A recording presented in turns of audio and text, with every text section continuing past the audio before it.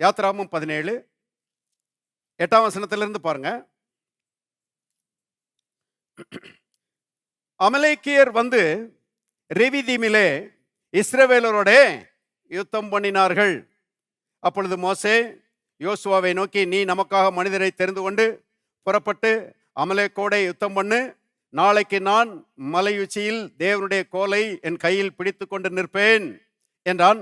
யோசுவா தனக்கு மோசே சொன்னபடியே செய்து அமலேக்கோட யுத்தம் பண்ணினான்.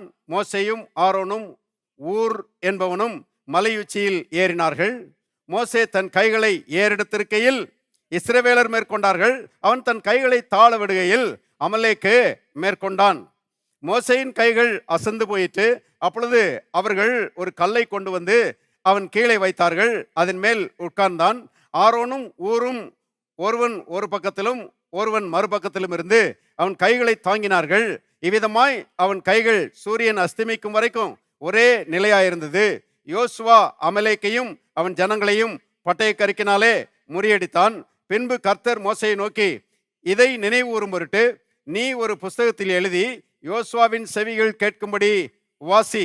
அமலேக்கை வானத்தின் கீழெங்கும் இராதபடி நாசம் பண்ணுவேன் என்றார். மோசே ஒரு பலிபீடத்தை கட்டி அதற்கு யெகோவா நிசி என்று பெயரிட்டு, அமலேக்கின் கை கர்த்தருடைய சிங்காசனத்துக்கு விரோதமாயிருந்தபடியால் தலைமுறை தலைமுறை தோறும் அவனுக்கு விரோதமாக கர்த்தரின் யுத்தம் நடக்கும் என்றான்.